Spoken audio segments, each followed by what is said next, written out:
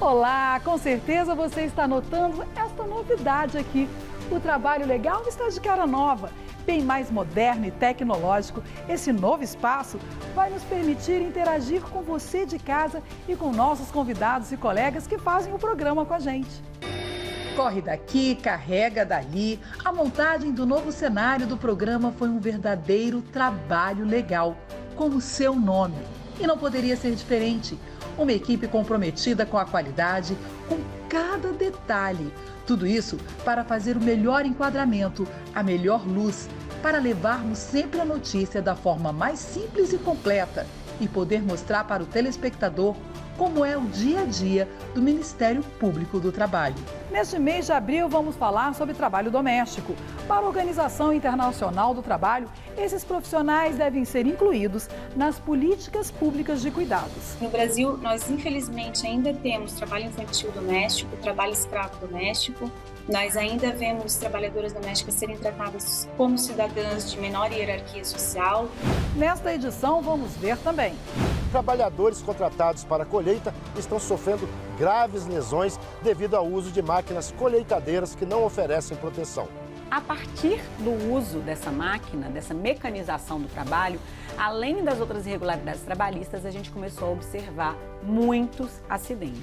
A gente vai te mostrar também como a MPT tem ajudado a proteger mais de 600 mil profissionais que atuam em frigoríficos, garantindo o cumprimento da NR36. Uma colaboradora, numa dessas inspeções, ela nos relatou que ela ficou de 4 a 6 minutos presa dentro da câmara fria, onde ela teve queimadura de 2º grau. Começa agora o Trabalho Legal.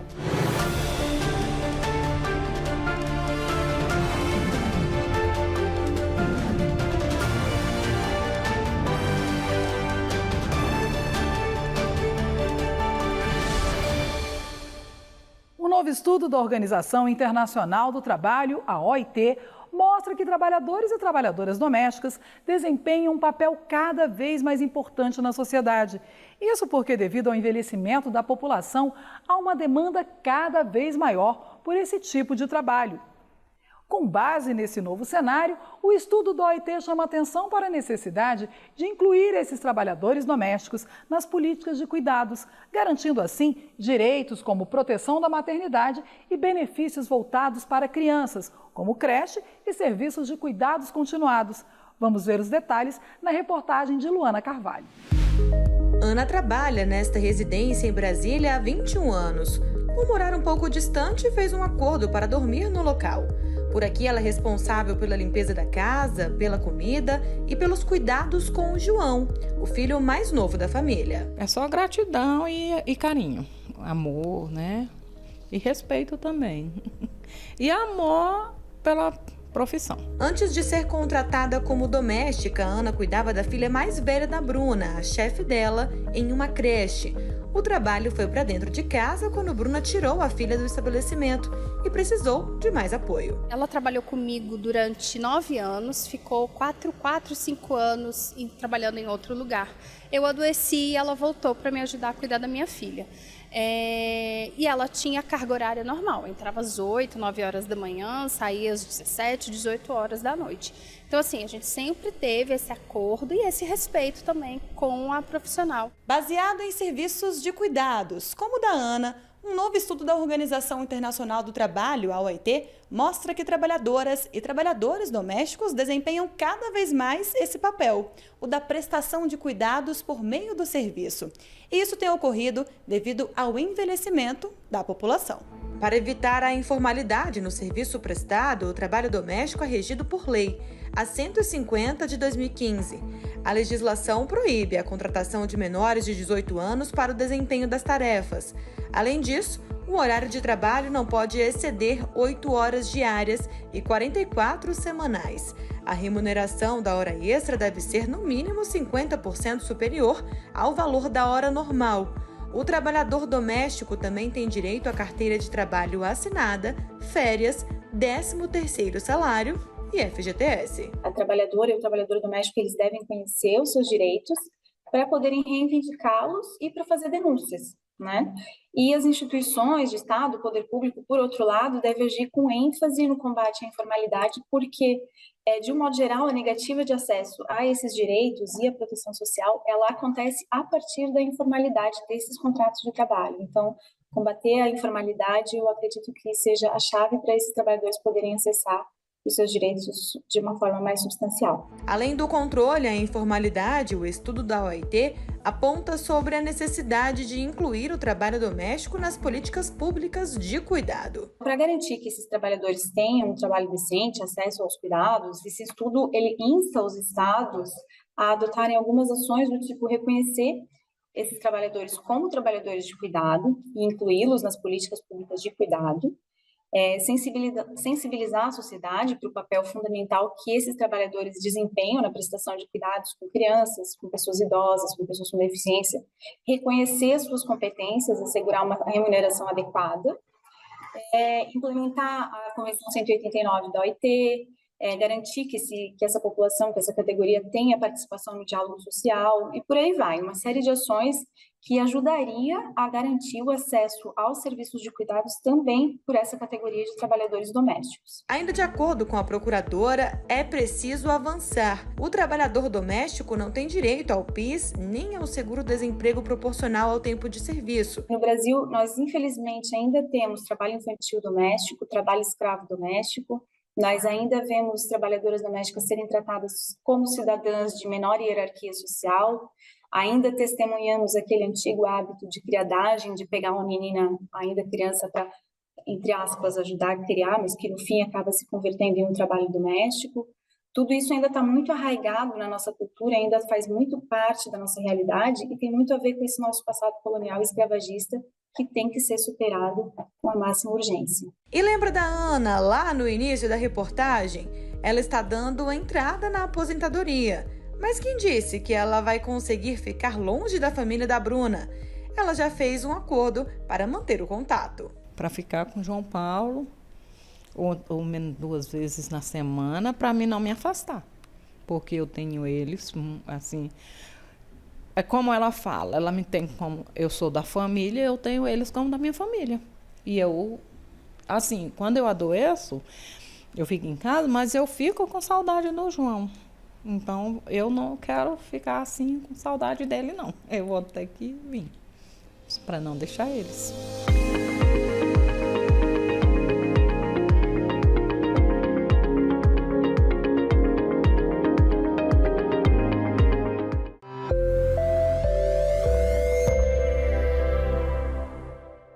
Para falarmos um pouco mais sobre esse estudo publicado pela OIT, eu recebo aqui no estúdio do TL para a nossa roda de conversa a procuradora do Grupo de Trabalho Doméstico, Liz Sobral, e a especialista da Organização Internacional do Trabalho, Thaís Dumé Faria.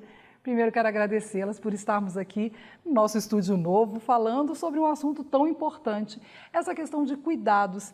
E aí eu já começo falando aqui especificamente desse estudo da OIT. O que chama mais a atenção? As domésticas, empregados e empregadas domésticas já têm seus direitos preservados, garantidos por lei. O que muda quando a gente fala de cuidados?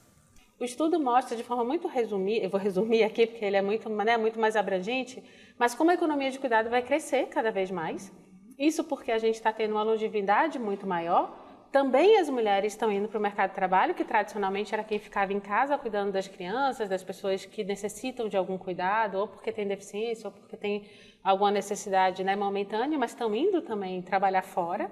Então, a economia de cuidado, a tendência é que ela cresça muito, e isso também deve gerar muito emprego, deve gerar muito recurso e aumento do PIB, se for tratado da maneira correta, como um trabalho decente com todos os direitos garantidos, e não da forma precária, como ainda a gente vê em muitos locais, inclusive, por exemplo, o nível de formalização no Brasil é de menos de 25%.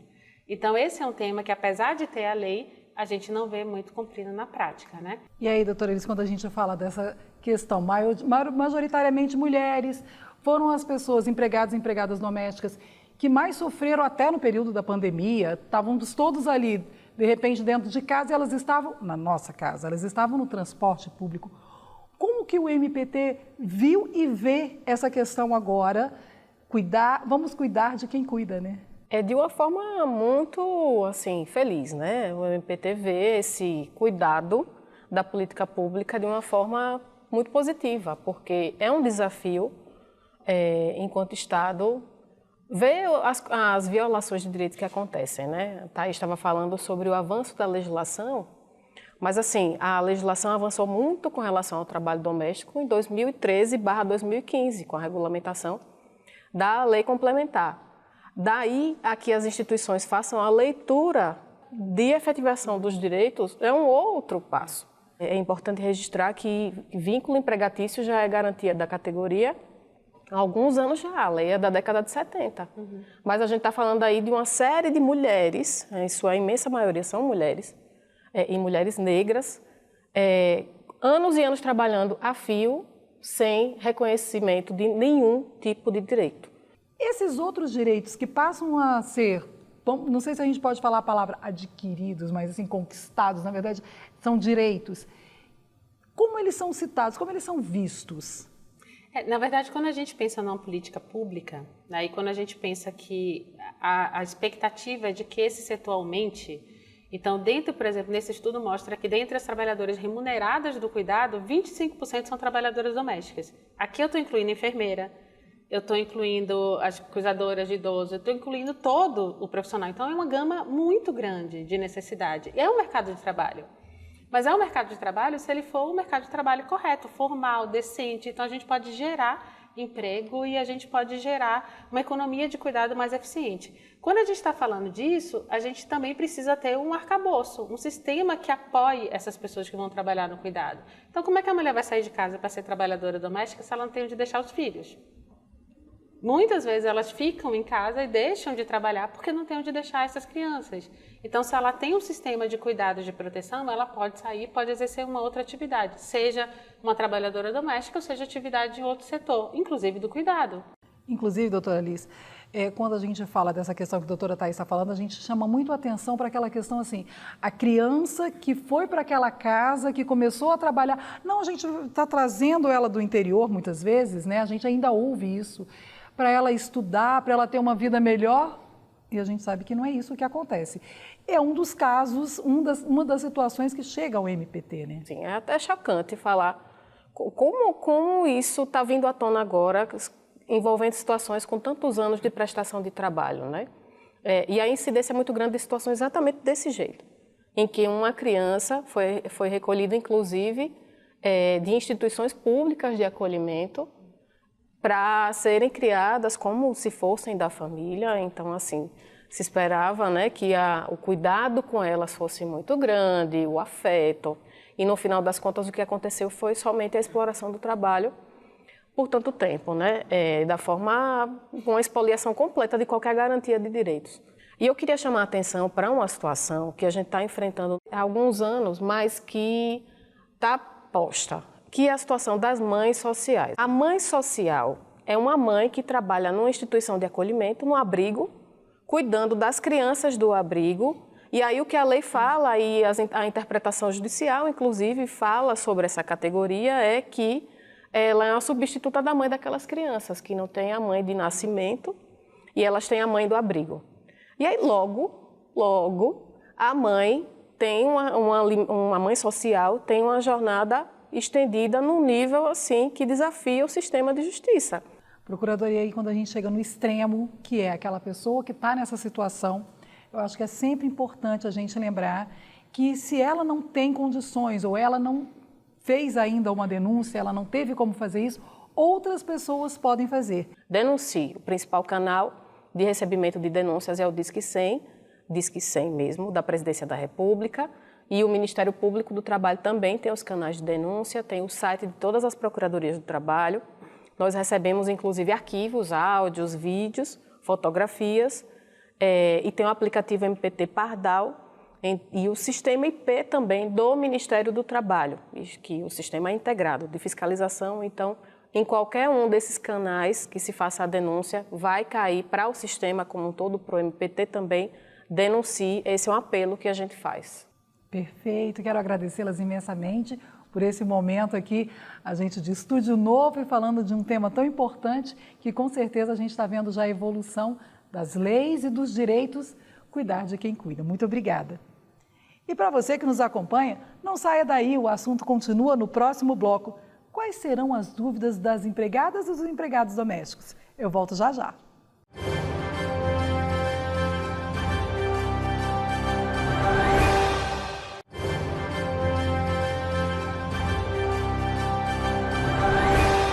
Ainda falando de trabalho doméstico, vamos tirar algumas dúvidas de profissionais da categoria no quadro Fala Trabalhador.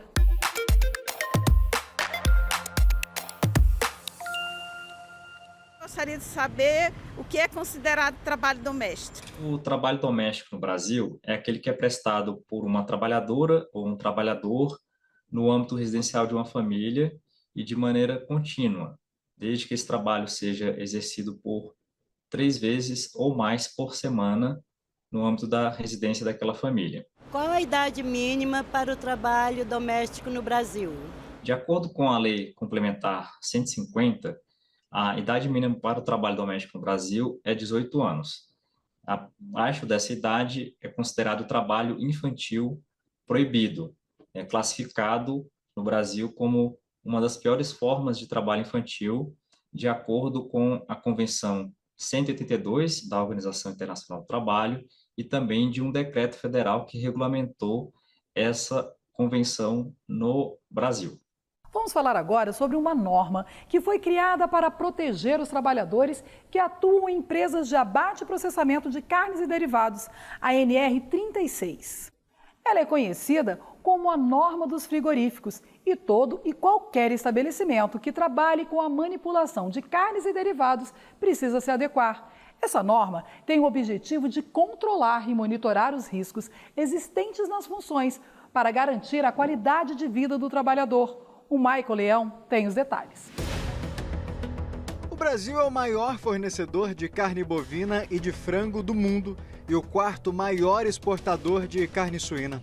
Segundo o IBGE, no ano passado, os frigoríficos brasileiros processaram volumes sem precedentes de frango e suínos e registraram o 2º maior nível de abate de bovinos da história do país. Para atingir esses números, em média, 600 mil profissionais trabalham desde o abate até o transporte desses produtos. No final do ano passado, o MPT conseguiu a condenação de um frigorífico em Mineiros, Goiás, depois da morte de um dos caminhoneiros que trabalhava das 5 da manhã até a meia-noite. Muitas vezes, dormia até mesmo no caminhão. A empresa foi condenada a pagar quase 2 milhões de reais por dano moral coletivo, por impor uma jornada excessiva de mais de 8 horas por dia para motoristas carreteiros. A situação de trabalho nos abatedouros e frigoríficos sempre despertou muita preocupação, porque é uma atividade que concentra vários fatores de risco e de exposição dos trabalhadores de forma concentrada e tudo agindo simultaneamente. Então, isso sempre despertou muita preocupação em meio aos profissionais do direito, às carreiras de Estado que cuidam do direito do trabalho, do meio ambiente do trabalho, também dos sindicalistas e dos próprios trabalhadores, né? Segundo esse consultor de segurança do trabalho, em muitos casos, quando vão fazer as vistorias para orientação, são encontradas várias irregularidades. Há muitos casos assim preocupantes, por exemplo, câmeras frias que não têm acionamento alarmes para alguém ficar preso, vazamentos de amônia, colaboradores sem uso do EPI adequado, falta de espaçamento no abate e no processamento das carnes. Então a pessoa está aqui cortando um boi e do nada está passando atrás dela uma outra pessoa que pode empurrar ela e ela se machucar ou ferir outra pessoa. Também descobriram alguns casos em que os colaboradores correram risco de vida. Uma colaboradora, numa dessas inspeções, ela nos relatou que ela ficou de 4 a 6 minutos presa dentro da câmara fria, onde ela teve queimadura de 2º grau. Uma câmara fria abaixo de acho que era menos 40 graus Celsius. E ela ficou por um período sem comunicação, sem rádio e graças a Deus que teve uma pessoa que por coincidência, abriu e ela foi acudida. Para garantir a segurança desses profissionais, a norma regulamentadora número 36, ou NR36, como é popularmente conhecida, foi criada em 2013 por uma portaria do então Ministério do Trabalho e Emprego. De lá para cá, determina um conjunto de regras a esses profissionais do setor, principalmente no que diz respeito à segurança do trabalho. Sabidamente, trata-se de um dos setores com maior número de registro de acidentes de trabalho. Em 2021, morreram 40 pessoas, 40 trabalhadores, 40 brasileiros trabalhando em frigorífico. Além disso, tem o problema das doenças crônicas, especialmente na questão osteomuscular. Então, o ritmo de produção é muito intenso, as condições de trabalho são bastante gravosas. Segundo o procurador, ainda é necessário uma fiscalização maior. Em alguns casos, frigoríficos são a única fonte de renda em algumas regiões do país. E os trabalhadores temem denunciar. O Ministério Público chegou a ajuizar uma ação civil pública justamente questionando a iniciativa de fragilizar a NR36. Felizmente, o Poder Judiciário, a Justiça do Trabalho, foi sensível e através dessa ação, nós conseguimos colocar barreiras de proteção à norma, protegendo a norma que protege os trabalhadores do segmento. A expectativa é de que os trabalhadores também consigam fortalecer a sua organização para resistir e deixar as condições de trabalho nos frigoríficos com um mínimo de dignidade aos trabalhadores e às trabalhadoras.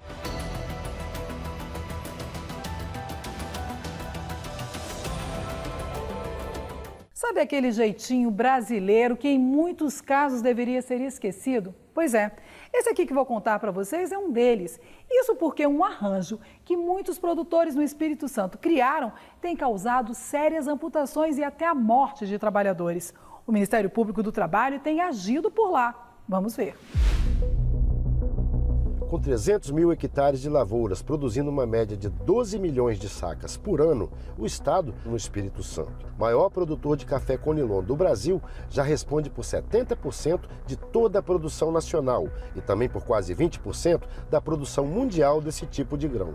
O cultivo dessa variedade está presente em 60 mil das 90 mil propriedades agrícolas do Espírito Santo, gerando aproximadamente 400 mil empregos diretos e indiretos. No norte do Espírito Santo, onde a gente tem a produção do café, principalmente do café Conilon, nós já historicamente temos uma série de ilícitos trabalhistas, principalmente falta de carteira de trabalho, a gente tem situações de trabalho em condições análogas à de escravidão e também outras irregularidades relacionadas à jornada, equipamentos de proteção, entre outras. Com o aumento da produtividade, os custos com mão de obra, sobretudo durante as colheitas, também aumentam. Por isso, a partir de 2021, os cafeicultores capixabas começaram a utilizar recolhedoras de feijão e amendoim, adaptadas também para recolher café.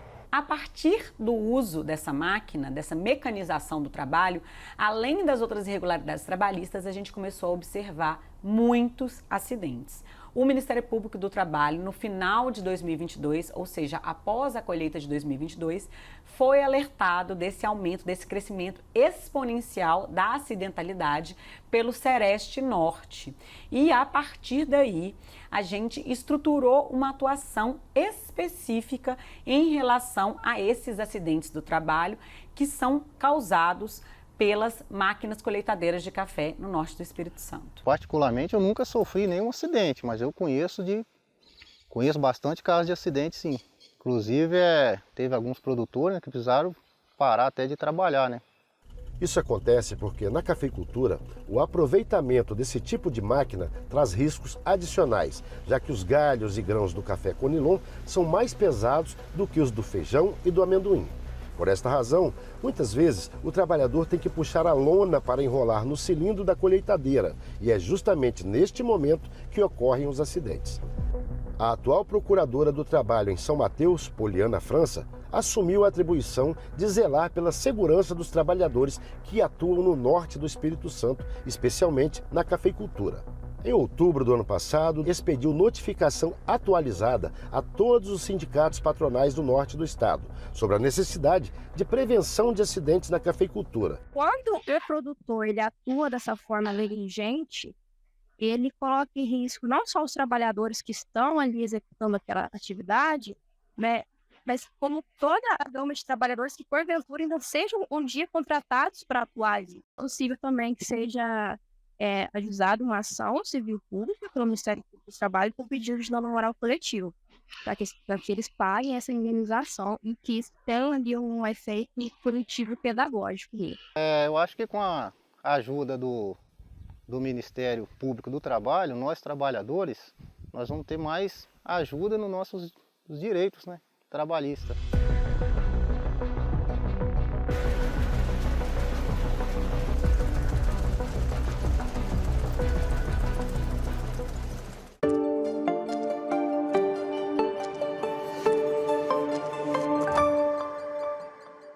E continuando as novidades desse novo cenário de trabalho legal, eu recebo agora a Sabrine Menezes, que está com um cenário lindíssimo para o MPT nas redes. Com charme, né, Madê? Ficou mesmo, Sabrine, mas eu quero saber mesmo o que rolou nas redes no mês passado.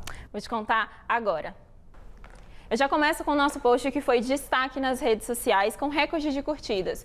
A publicação, que teve mais de 4 mil likes e alcançou mais de 82 mil contas no Instagram, traz a íntegra da reportagem exibida no programa Fantástico da Rede Globo, que conta a história revoltante da dona Maria de Moura, uma trabalhadora doméstica que foi submetida ao trabalho análogo de escravo por 72 anos. Ela foi resgatada em março de 2022, aos 85 anos de idade, após uma denúncia feita ao Ministério Público do Trabalho. O processo segue em andamento e o caso é considerado a exploração mais longa de uma pessoa em situação de escravidão contemporânea no país. Outro post que teve bastante engajamento e alcançou mais de 55 mil pessoas fala sobre a condenação da empresa de telemarketing Alma Viva do Brasil por limitar o uso do banheiro pelos empregados. Isso mesmo, Madê. A juíza do caso entendeu, após ouvir os trabalhadores, que a empresa tem uma política interna onde supervisores orientam os empregados a não excederem o período de 5 minutos para o que eles chamam de pausas particulares. Um absurdo, né? A Alma Viva está proibida de limitar a quantidade ou a duração de pausas para o uso do banheiro pelos funcionários,